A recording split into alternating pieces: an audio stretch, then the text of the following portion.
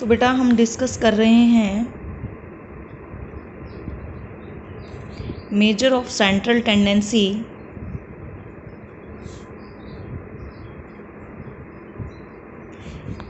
और इसके अंदर हम डिस्कस कर रहे हैं अर्थमेटिक मीन। और अर्थमेटिक मीन का जो है आज है हमारा पार्ट 3।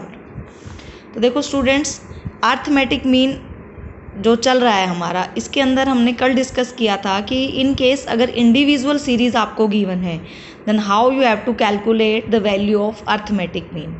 इंडिविजुअल सीरीज़ में आपको अर्थमेटिक मीन की वैल्यू कैसे कैलकुलेट करनी है। तो उसमें हमने देखा था इंडिविजुअल जो सीरीज़ थी उसमें हमारे पास 3 मेथड थे, direct method, shortcut method and step deviation method. Similarly आज हम डिस्कस करेंगे calculation of arithmetic mean in case of discrete series और इसी को हम क्या बोल देते हैं, डिस्क्रीट सीरीज को ही हम बोल देते हैं फ्रीक्वेंसी एरे।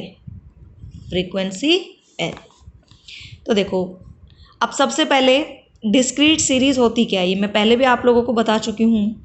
डिस्क्रीट सीरीज का मतलब है the series in which exact measurement of each item is possible, जिसमें हर आइटम का एग्जैक्ट मेजरमेंट क्या हो, पॉसिबल हो। जैसे ये देखिए, जैसे हमें गिवन है, ये है x 10 20 30 40 50 और लेट्स से फ्रीक्वेंसी है 1 2 2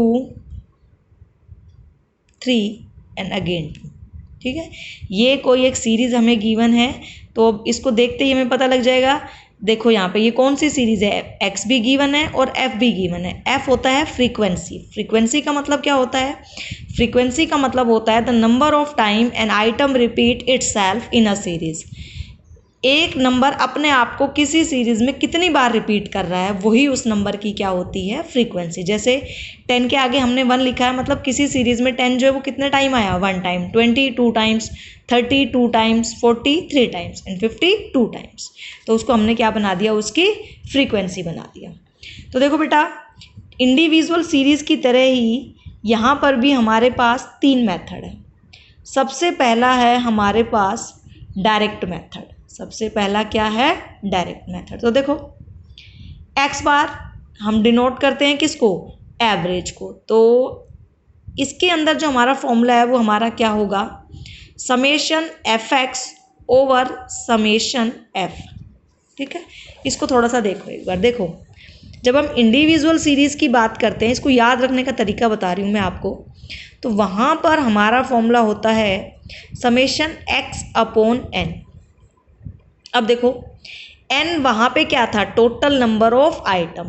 तो देखो मैं एक बात बताती हूँ, n जो है अगर हम डिस्क्रीट सीरीज़ की बात करें और अगर हम कॉन्टीन्यूअस सीरीज़ की बात करें, जो कि आगे हम डिस्कस करेंगे, तो डिस्क्रीट और कॉन्टीन्यूअस सीरीज़ दोनों में ही n जो है वो किसको रिप्रेजेंट करता है, वो रिप्रेजेंट करता है समेशन ऑफ फ्रीक्वेंसी। यानी कि जो भी फ्रीक्वेंसी आपको गिवन है उन सब का क्या है, ये सम।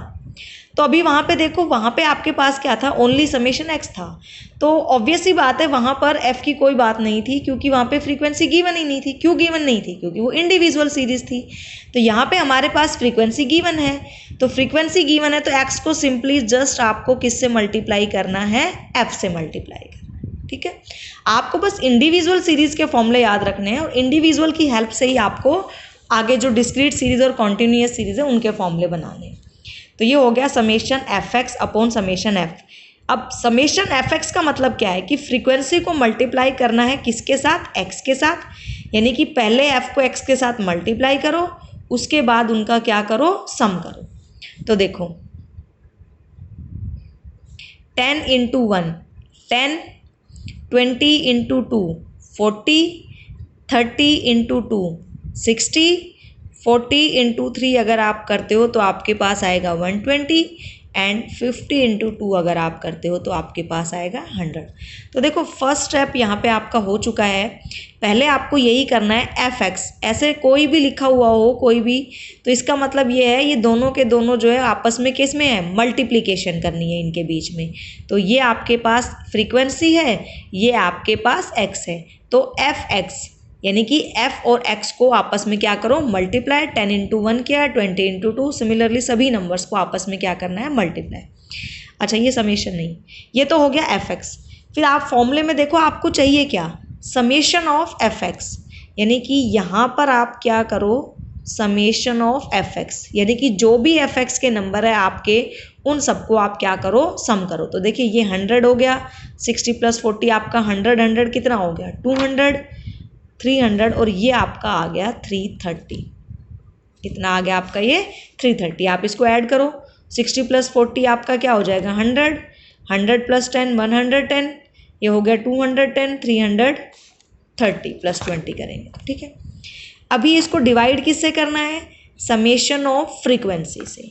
तो आप क्या करो, फ्रीक्वेंसी की वैल्यूज आपके पास गिवन है, समेशन ऑफ एफ यानी कि फ्रीक्वेंसी की जो वैल्यू है उनको ऐड करो।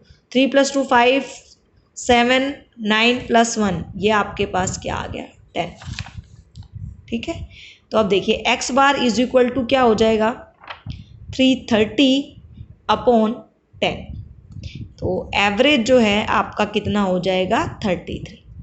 So this was the calculation of arithmetic mean in case of discrete series and in discrete series by using direct method. अभी हमने सिर्फ डायरेक्ट मेथड डिस्कस किया है, ठीक है। तो एक क्वेश्चन आप लोगों के पास प्रैक्टिस के लिए, सपोज मैं आपको एग्जांपल देती हूँ, x है आपका 15, 20, 30, 22, 47, 52 और आपका suppose 50।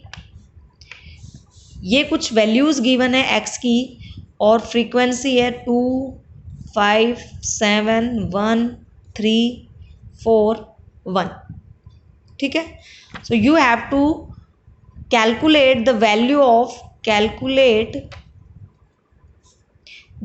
Of arithmetic mean by using direct method. तो देखो एग्जाम के अंदर कहीं भी आपको ये नहीं लिखा हुआ मिलेगा कि डिस्क्रीट सीरीज का डायरेक्ट लगाओ या इंडिविजुअल का लगाओ, ये चीज़ आपको खुद पता होनी चाहिए। फर्स्ट जो कंडीशन है अर्थमेटिक मीन कैलकुलेट करने के लिए, फर्स्ट कंडीशन यही है कि आपको जो टाइप्स ऑफ सीरीज़ हैं जो हमने फर्स्ट क्लास में डिस्कस किए थे जब हमने इसका बेसिक पढ़ा था, तो जो टाइप्स ऑफ सीरीज़ है वो आपको पता होना चाहिए कि कौन कौन सी हमारे पास सीरीज़ है, तभी हम आगे उस क्वेश्चन को क्या कर पाएंगे, सॉल्व कर पाएंगे, ठीक है। So student, thanks for listening and watching and as always God bless you all.